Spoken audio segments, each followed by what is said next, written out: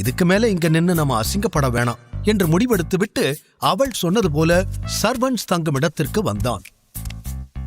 நல்ல வேளையாக ஒரு பெட் ஃப்ரீயாக இருந்தது.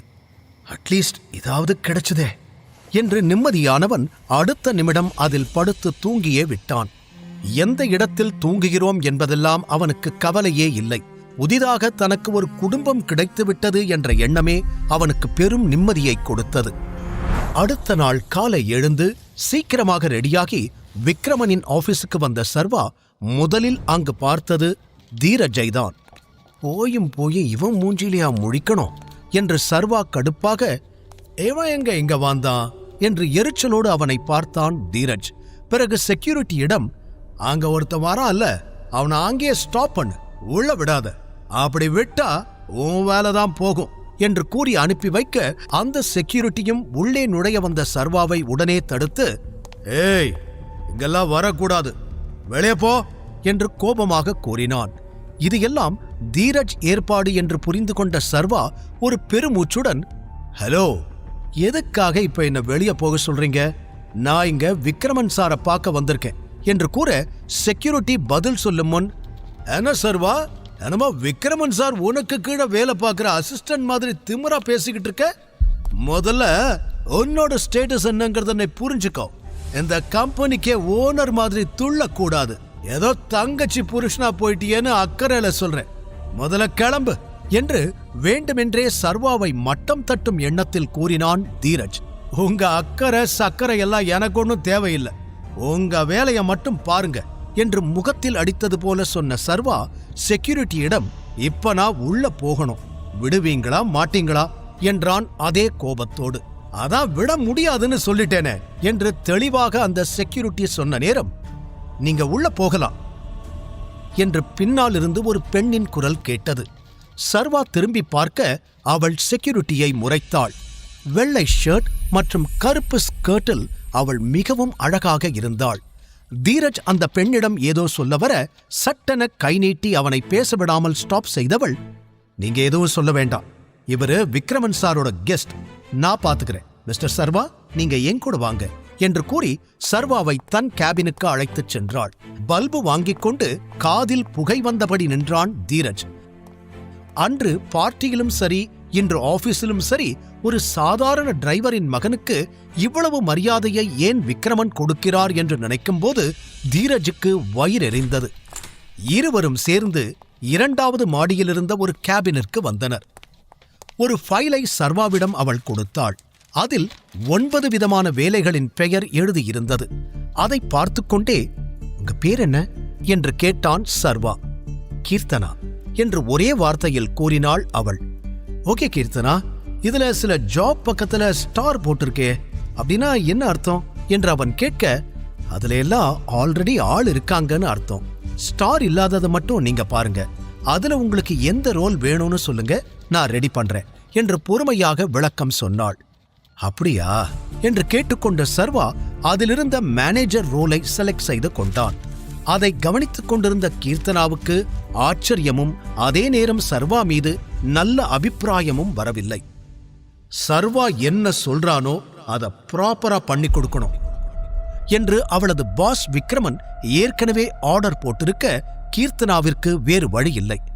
ஓகே, இந்த ரோல்லையே உங்களுக்கு ஃபிக்ஸ் பண்ணிடுறேன், உங்களோட பர்சனல் டீடைல்ஸ் எல்லாம் எனக்கு வேணும், நீங்க நாளையிலிருந்து ஜாயின் பண்ணிக்கலாம் என்று அடுத்தடுத்த வேலைகளை பார்க்க ஆரம்பித்தவள் சர்வாவின் டீடைல்ஸ் அனைத்தையும் நோட் செய்து கொண்டாள். பிறகு அங்கிருந்து வெளியே வந்த சர்வாவின் மனதிற்குள் பல எண்ணங்கள் ஓடிக்கொண்டிருந்தது. இந்த கம்பெனியே அவனுக்கு சொந்தமானதுதான், அதை முழுதாக எடுத்துக்கொள்ளும் விருப்பமும் அவனுக்கு இருந்தது. ஆனால் ராணா மற்றும் அவனது மகன் சூர்யாவின் முகத்திரையை கிழிக்கும் வரையிலாவது தன் ஐடென்டிட்டியை மறைத்து வாழ்வது என்று முடிவெடுத்தான். நாளையிலிருந்து ஒரு கம்பெனியில வேலை பார்க்க போறேன். முன்னாடி மாதிரி பழைய ட்ரெஸ் எல்லாம் போட்டுட்டு வர முடியாது. ஃபர்ஸ்ட் புது ட்ரெஸ் வாங்கணும், அப்புறம் இந்த பட்டன் போனையும் மாத்தணும்.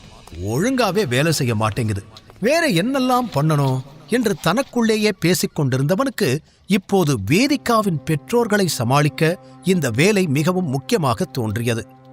தீரஜ் இன்னும் வெளியில்தான் நின்று கொண்டிருந்தான். சர்வா எதற்கு இங்கு வந்தான் என்பதை தெரிந்து கொள்ளாமல் அவனுக்கு மண்டையே வெடித்து விடுவது போல இருந்தது. அவனை கண்டுகொள்ளாமல் கடந்து சென்ற சர்வா நேராக பேங்க் நோக்கி சென்றான். விக்ரமன் அவனுக்கு கொடுத்த செக்கை இப்போது வரை அவன் பணமாக மாற்றவில்லை. அதற்காகவே பேங்கிற்கு வந்து சேர்ந்தான். அங்கு நுழைந்ததுமே முதலில் தென்பட்ட பாஸ்கரை பார்த்ததும் சர்வாவின் மூட் ஸ்பாயிலானது.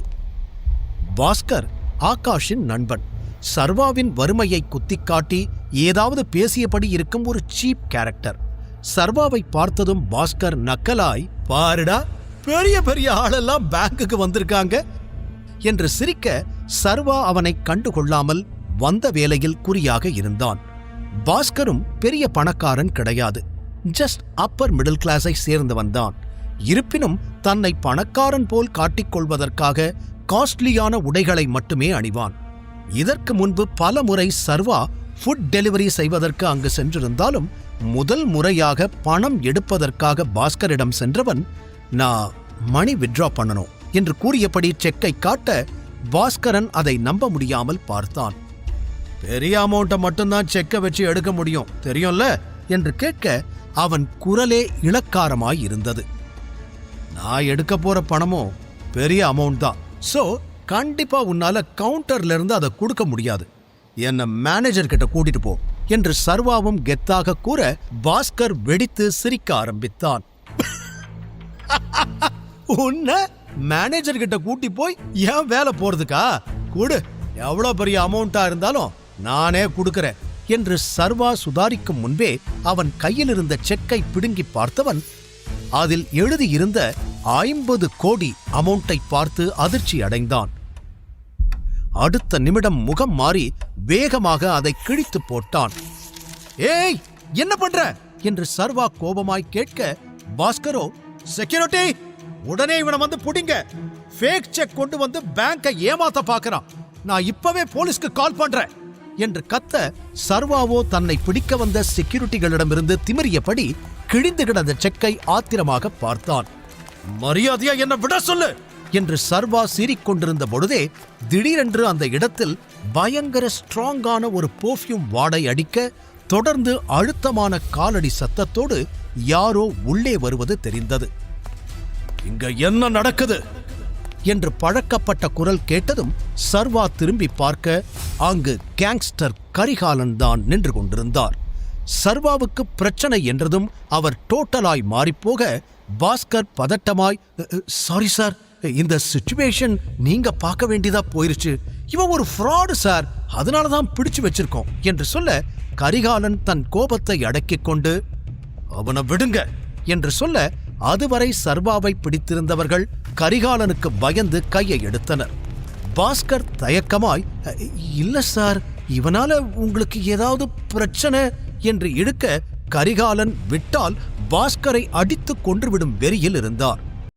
சாரி சார், இந்த சிச்சுவேஷன் நீங்க பார்க்க வேண்டியதா போயிருச்சு, இவன் ஒரு ஃப்ராடு சார், அதனாலதான் பிடிச்சு வச்சிருக்கோம் என்று சொல்ல, கரிகாலன் தன் கோபத்தை அடக்கிக் கொண்டு, அவனை விடுங்க என்று சொல்ல, அதுவரை சர்வாவை பிடித்திருந்தவர்கள் கரிகாலனுக்கு பயந்து கையை எடுத்தனர்.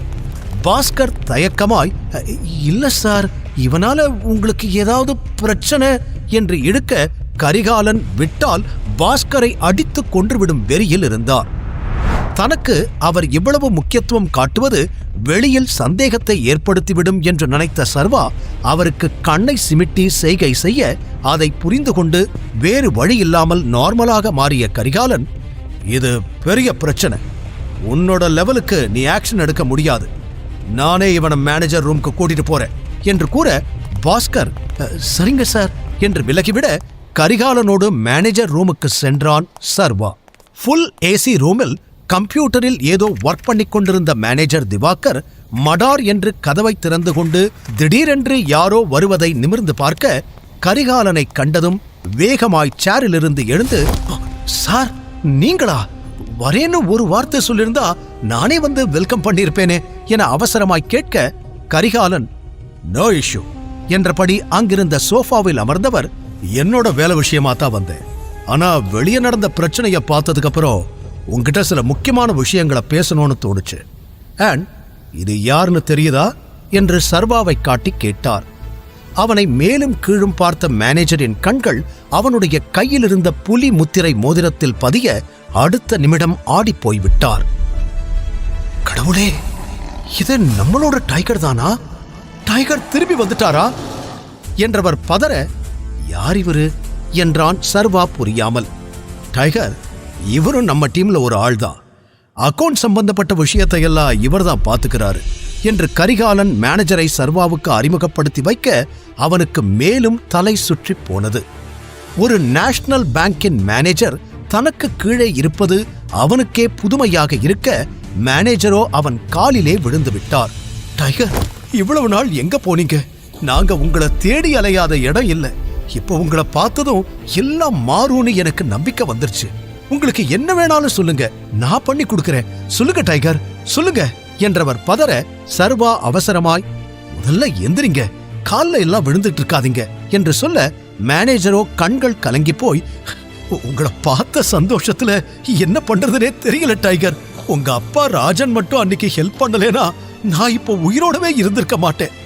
நீங்க வந்துட்டீங்க இல்ல, இங்க இனிமே நம்மளோட பிரச்சனை எல்லாம் முடிஞ்ச மாதிரிதான் என்று சொல்ல, அதற்கு கரிகாலன், போதும் போதும், இத பத்தி அப்புறம் பேசலாம்.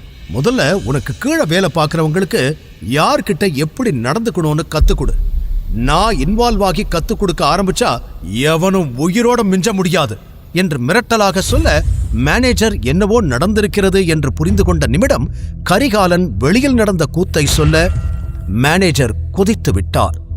ஒரு பக்கம் சர்வா தன் வாழ்வின் புதிய பக்கங்களை பார்த்து கொண்டிருக்க, இன்னொரு புறம் பல வருடங்களாக சர்வாவை தேடிக்கொண்டிருந்த ஒருவனுக்கு அவனை பற்றிய தகவல் வந்து சேர்ந்தது. பருமனான உடல், கண்ணில் கருப்பு கண்ணாடி, கழுத்தில் பட்டையான தங்க சங்கிலி, தோள்பட்டையில் பெரிய கழுகு டாட்டூ என 50 வயதில் முரட்டுத்தனமாக இருந்த அந்த நபர் நீச்சல் குளத்தில் சிகார் புகைத்தபடி ஓய்வெடுத்துக் கொண்டிருக்க, அருகில் பிகினி உடையில் இருக்கும் ஒரு பெண் அவனுக்காக ஒரு கிளாஸில் வைன் ஊற்றிக் கொண்டிருந்தாள். அப்போது அங்கு வந்த அவனது செக்ரட்டரி, சார், எனக்கு இப்பதான் நியூஸ் கிடைச்சது, டைகர் திரும்பி வந்துட்டானா என்று கூற, அந்த மனிதன் அதிர்ந்து திரும்பி பார்த்தான். நிஜமாவா?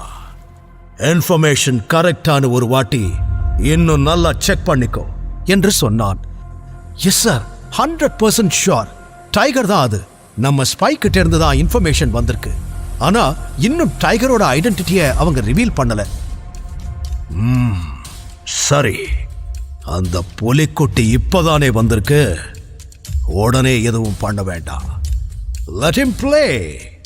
அவனே நிச்சயம் நம்மளை தேடி வருவான். ஆனா அதுக்கு முன்னாடி அவன் எப்படி இருப்பான், இப்ப என்ன பண்ணிக்கிட்டு இருக்கான், அவனோட யார் யாரெல்லாம் பழகிறாங்கன்னு எல்லா டீடைல்ஸையும் கலெக்ட் பண்ணு.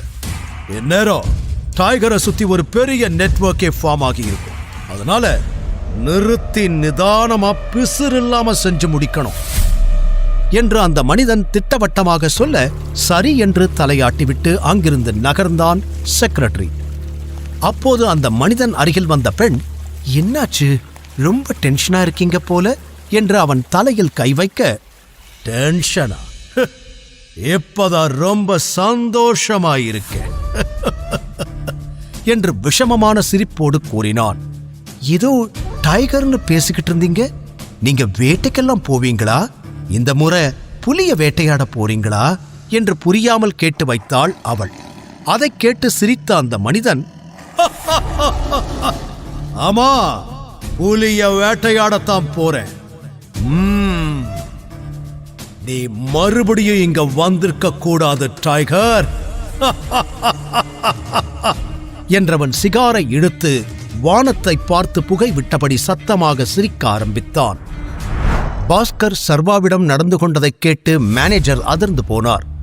என்ன வேலை பண்ணி வச்சிருக்கா இவன் என்று மானசீகமாக தலையில் அடித்துக் கொண்டவர், உடனே கேபினுக்கு வா என்று பாஸ்கரை வரச் சொல்லி உத்தரவிட்டார். எதுக்கு உள்ள கூப்பிடுறாரு என்று யோசித்துக் கொண்டே உள்ளே சென்ற பாஸ்கர், ஏன் சார் வர சொன்னீங்க, எனி ப்ராப்ளம் என்று சாதாரணமாக கேட்டு முடிப்பதற்கு முன் அவன் சட்டையை பிடித்த மேனேஜர், ப்ராப்ளமா? நீ பண்ணது தாண்டா ப்ராப்ளம். யார கேட்டு அவரோட செக்க கிழிச்ச? உனக்கு ஏதாவது அறிவு இருக்கா என்று கத்த ஆரம்பித்தார். அதில் அரண்டு போன பாஸ்கர், ஐயோ சார், நீங்க தான் அவனை தப்பா புரிஞ்சுகிட்டு இருக்கீங்க. அவன் ஒரு சாதாரண டெலிவரி பாய். அவனை எனக்கு நல்லா தெரியும். என்கிட்டயே ஃபேக் செக் கொடுத்து ஏமாத்த பாக்குறான். அதான் கிழிச்சு போட்டேன் என்று கடகடவென சொல்லி முடித்தான். சர்வா கைகளை கட்டிக்கொண்டு அவனை பார்த்து சிரித்தான். பண்றதையெல்லாம் பண்ணிட்டு போய் வேற சொல்றியா? அந்த செக் யார் கொடுத்தான்னு தெரியுமா? இந்த ஊர்லயே மிகப்பெரிய பிசினஸ் மேன் விக்ரமன்.